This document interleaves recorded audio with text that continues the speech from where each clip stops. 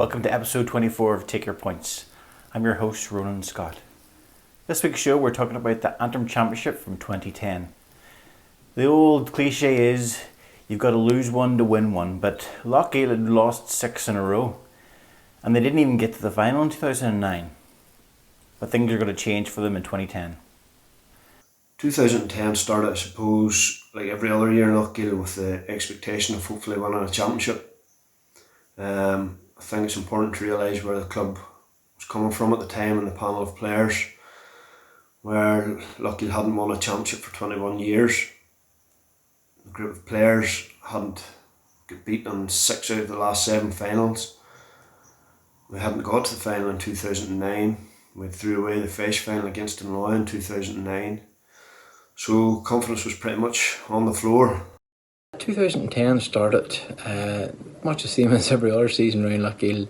The expectations there to win a championship, and as soon as the bright evenings turn around, everybody's right, hurling, are we going to win the championship this year and whatnot, so in our heads, we always knew we weren't far away from a championship, but it was all about getting over that line. And I suppose everybody talked about it, people around the parish talked about the monkey in the back, and I suppose that was the mental blockade that we all had as players. And as far as we were aware, that year it was all about getting over that hurdle, and that's what we had at the forefront of our minds. Let's be honest, there wasn't a great year prior to that, getting beaten in the semi-final against Cushendall, but prior to that, the team had ultimately got to 6 finals in a row, which was a feat in itself, and albeit disappointment those years. But we had beat every team in Antrim within those championships, so there wasn't a great deal to be done to get this team over the line. And probably as years went on, it was more of a psychological aspect than a physical side of things, or the skill side of things. So maybe looking back, that's maybe where the slight change and turning point come in, and the fact that Jim and the guys around, especially those older sort of mentors, were able to delve into that and maybe get the best out of players that ultimately came the big day, doubted some of their basic instincts that they had within their body, and their abilities. And PJ Mullen then came in, we had a change of management. He came with a real strong team around him, and the players pretty much wanted for nothing. Most notably, I suppose, he had got Jim Nelson and Joe McGarry involved. And what they gave the panel and the players, the individuals, was just the confidence, the discipline, and the belief that they could go on and achieve what they wanted to achieve. And I suppose that brought about a buzz which any new management would bring about. Players who were in periphery of the team now believe that they had the opportunity of getting on the team. Players that were on the team probably thought, I need to be proving myself here. So everybody had a clean slate, and it brought about that buzz with it. And I suppose the biggest thing at the start of that year was the addition of Jim Nelson to the management team. Jim, whenever he walks in the room, everybody listens. He's that kind of aura around him. It can't really be highlighted enough how big of an impact he had on us as players and as a team. Probably unbeknown to us at that time, but for the years which would come later, Jim was a massive figure within all that success. Shortly into that new year, we knew that the setup was really good. Obviously it's well known that Jim Nelson, God rest him, was involved with the panel for that year and a few years after, and I think it's widely known and regarded that Jim was one of the sort of standout coaches and managers of his generation. So PJ certainly had a coup when he brought Jim into the setup, and that worked really well. And Jim ultimately got the best out of the players. It brought new ideas and a whole new freshness to it as well. So things was going well at trainings at the start of the year. And as I say, one thing I remember PJ coming to me and asking me, like, my brother Joey quit maybe the year previous, or maybe 2 years previous, and he asked me sort of would he be interested and would he come back, you know, and I said, look, I'll ask him and see what he says. Like, you know, when I went and spoke to him and I sort of said to him, and I says, look, you know, I think things is different this year. I said, there's something different, you know. I says, might be worth a go, like, you know. But as I say, he never listened to me anyway, so his loss, I suppose. People would pinpoint the fact that, I mean, a new management set up, PJ and Jim and all the rest of the guys been involved was a major turning point in the club's history, and that's not taken away from any of the management teams prior to that. I mean, every one of them brought something to the table when they were involved with Loughgiel, and I mean the PJ and the guys were no different to that. I mean, it's really hard to recall just the numerous points within the year, but I think the way the group of players bought into what the new management were saying and doing, I mean, certainly was probably a turning point in itself, and that level of freshness that came into the team with that change of management probably helped to turn things slightly.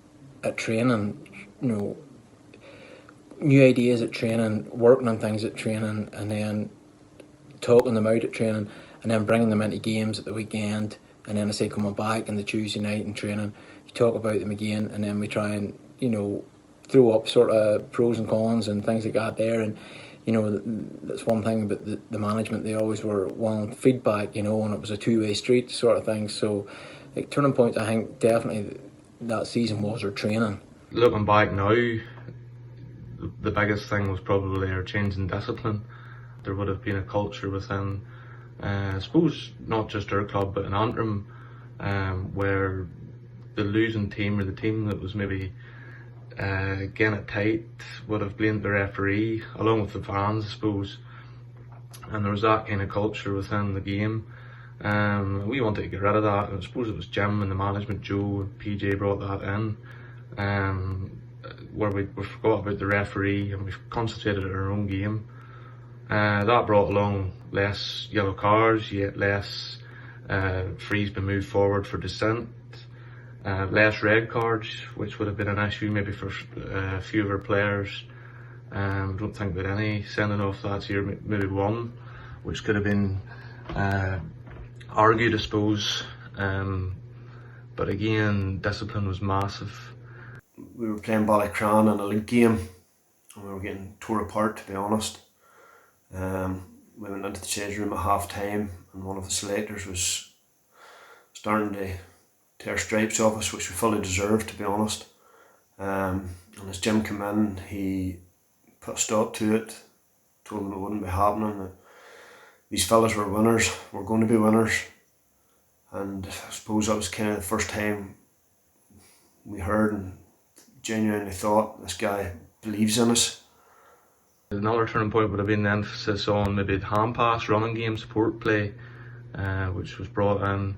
You know, at the time we didn't really realise we were doing it, but speaking to the management about that year, you know, the first stat they would have been looking for at that time would have been how many hand passes did we have in a game.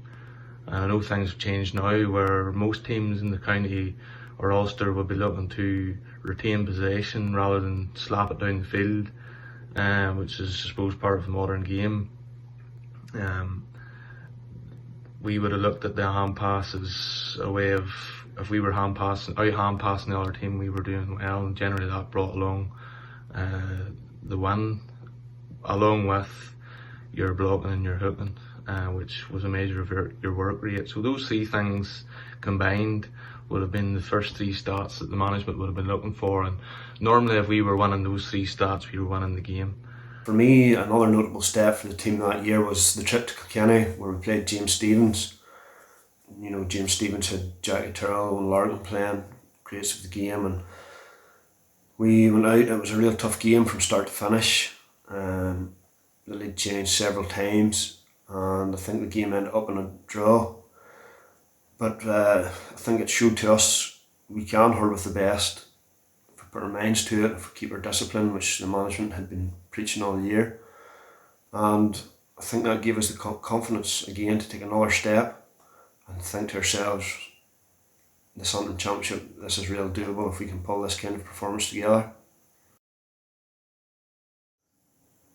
The championship itself then, I suppose, we drew St Galls in the first round, a team that we were expected to beat. Thankfully we did. Comfortable enough. We came out of the game with no major injuries, no red cards. Brought us on to the semi-final against Loughgiel, current champions. Loughgiel's Loughgiel, it's form goes out the window. It's a battle, form. It's just everybody.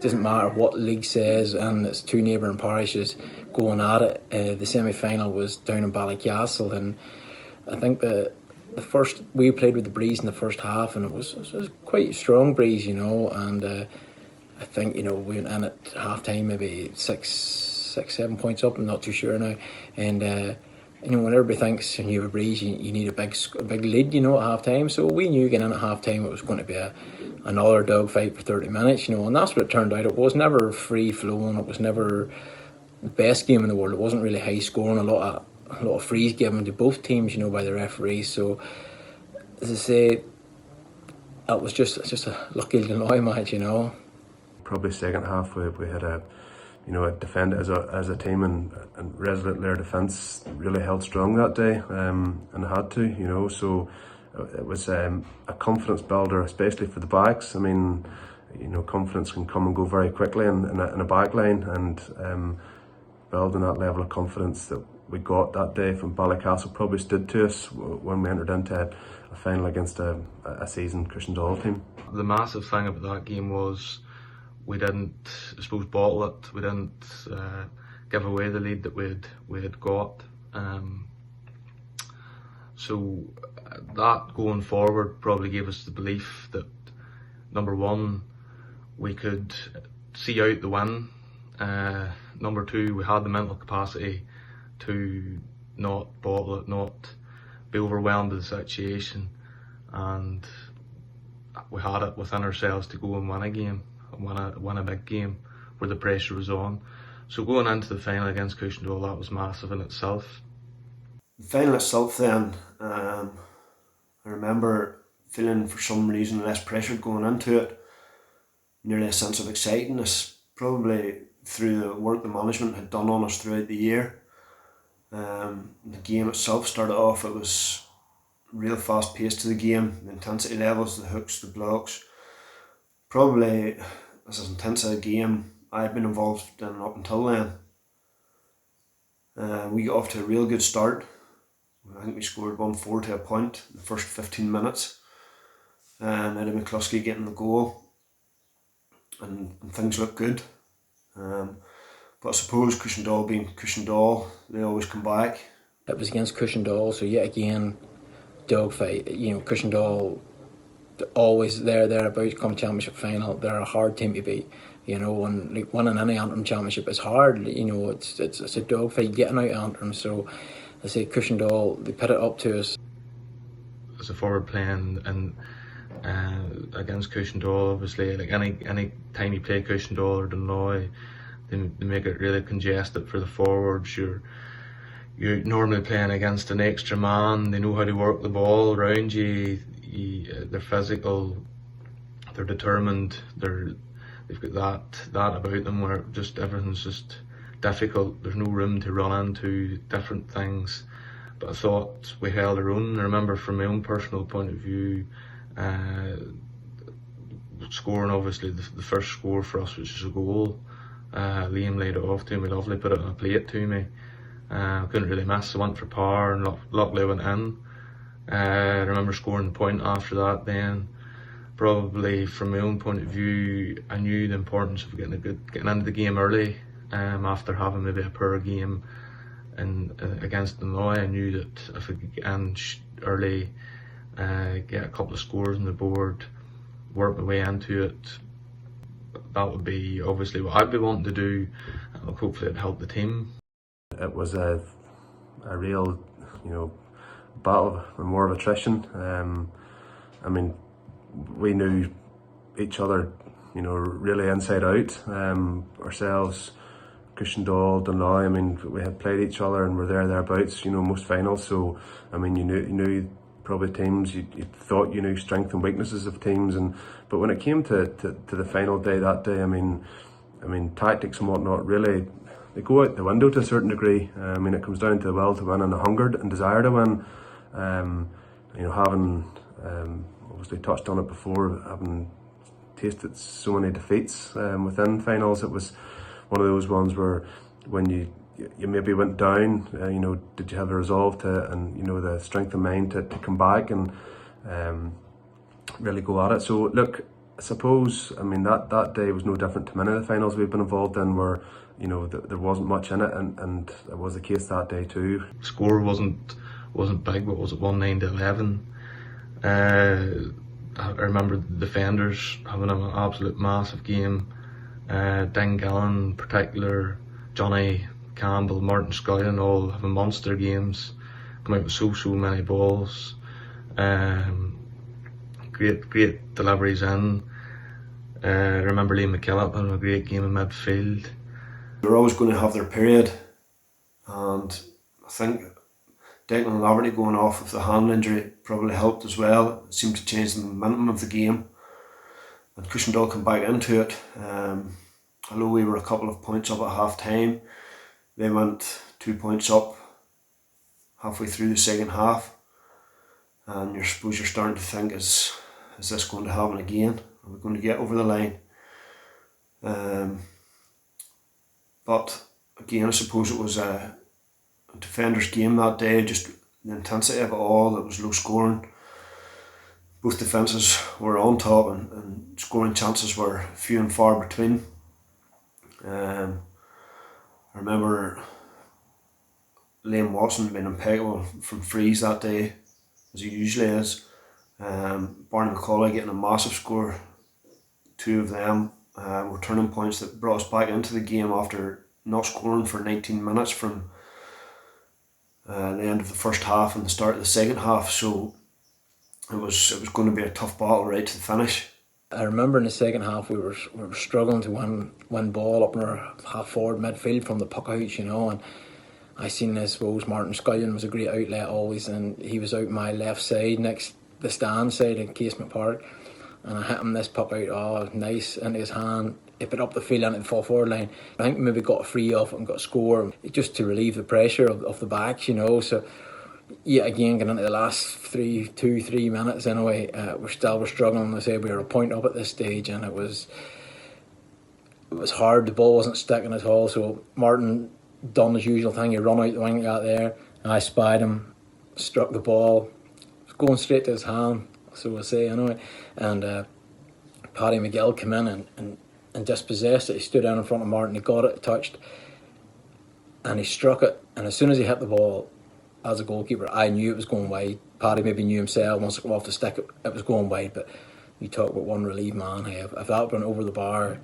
I would say my days hurling for Loughgiel were probably over. Like, so, as I say, it was one of them things. Once it left the stick, I knew it was going wide. It went over to my right hand side and wide, and I was very happy with that. Now, let's just say we did go down in the second half a point or two, and you know, again, that was a test of, you know, our mental abilities and mental strength. I mean, there were some massive displays that day from, you know, a lot of the teams, both teams. I mean, but in particular, I mean, our team. I mean, we had winners all over the field that day, and guys really stood up to the plate. And yeah, I mean, it was a real tasty, tight affair, intense. And I mean, even from a spectator point of view, I mean, you could cut the tension with a knife. Then after the half, we Cushendall kicked on. But the biggest thing, and during that final, probably as opposed to other finals, was we weathered the storm. We didn't fold like we normally maybe did. We weathered it, and then on top of that, we fought back, we chipped back. So years prior, we would have lost probably our focus. That mental monkey in the back would have made us fold, whereas this year we didn't. Now, looking back at the game could have went either way. I think it was Declan Laverty who came back on, got the hand patched up, lifted a ball and had took a player or two on. and got nabbed and won a foul. Again, it wasn't an easy one. It was 60-70 yards out the pitch, but no better man to stand over it than Liam Watson. Liam Watson never missed the ball that day from place balls, and I mean massive performances from Didi, Ding, Scully, Johnny right the whole way out. I believe Ronan McCloskey come on at half time, really young and new into it, and I mean had a real massive performance in the second half. And look, everybody in that field, and even the guys that come on, played a massive part in it, and even the guys that didn't come on that day, I mean they pushed the players that were on that day to really push on and get over the line. And the finish of the game, we'd clawed our way back, as I say. Our discipline was real good. We had won a couple of frees, albeit hard frees. Like Liam scored one from the 70-yard line. He scored another free that he had won himself. 21-yard line over at the sideline, I think, to level the game. It was a massive score.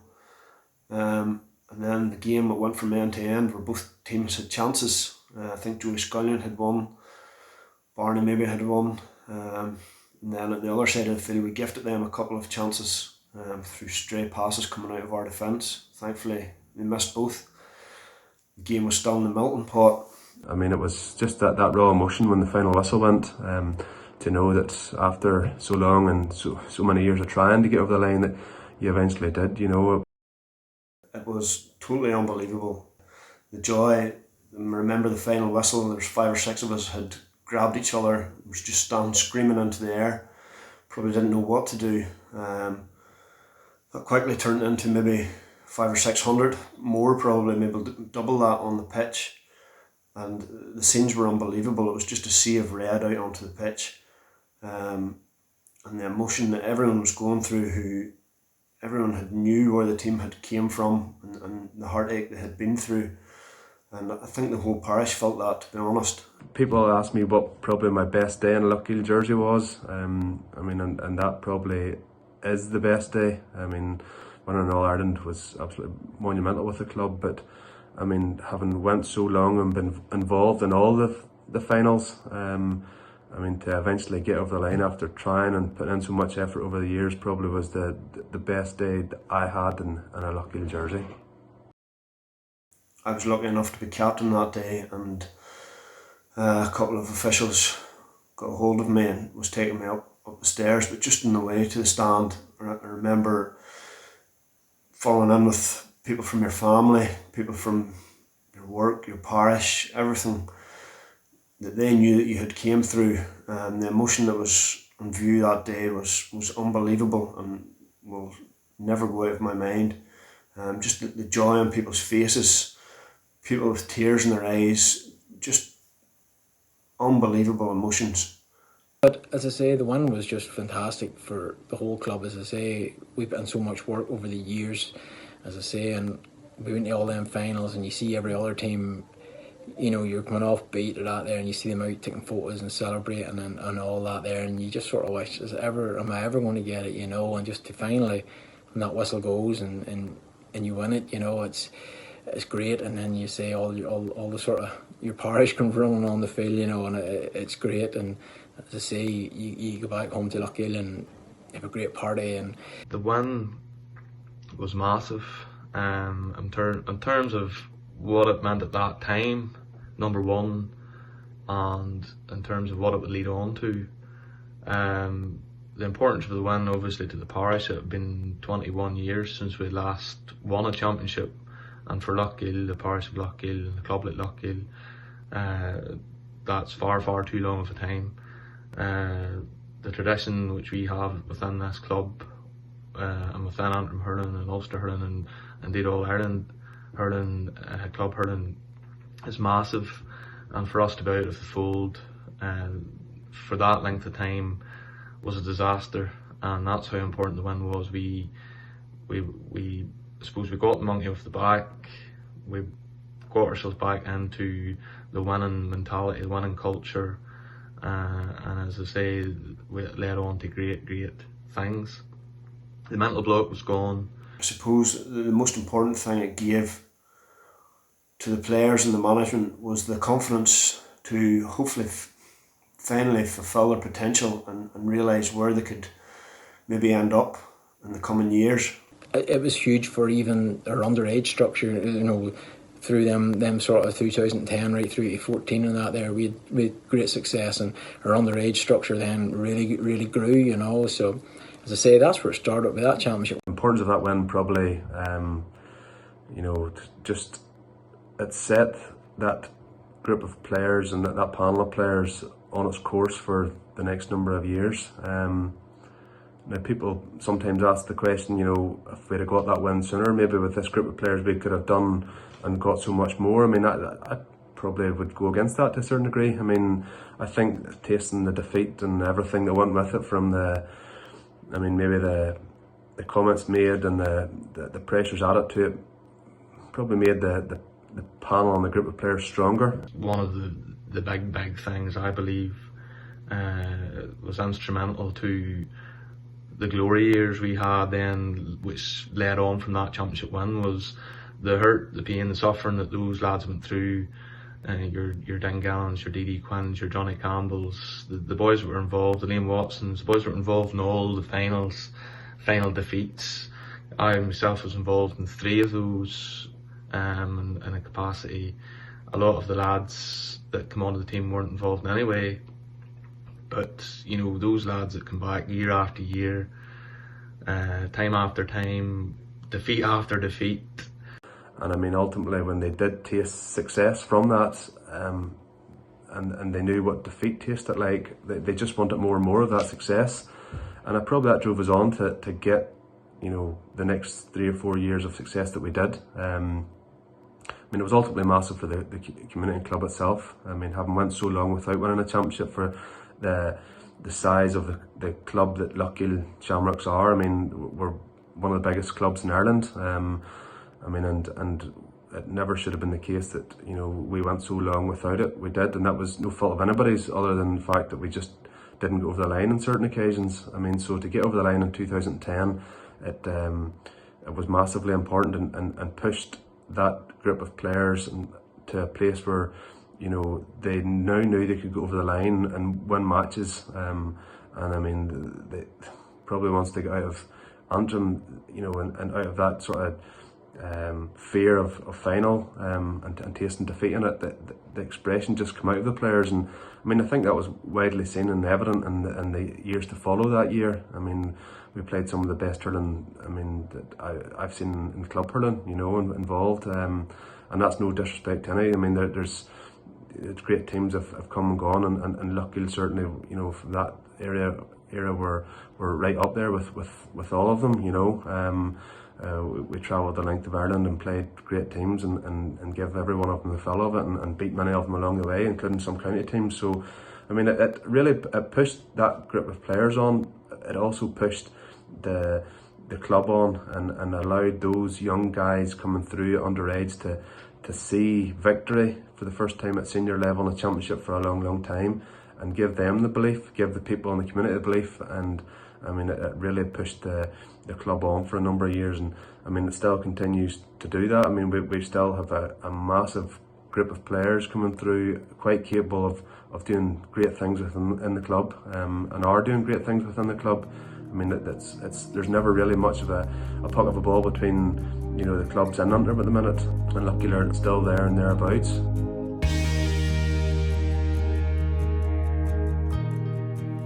Loughgiel would go on to have incredible success in the years afterwards. They won 4 titles in a row, 2010 to 2013, and they won Antrim again in 2016, but perhaps the highlight of that period was the 2012 All-Ireland victory. Their story shows that even a run of defeats can end in glory, as long as you've got the right attitude and the right people involved. Thanks for watching this week. My name's Ronan Scott. Please subscribe to Gaelic Life at www.gaeliclife.com. Thanks.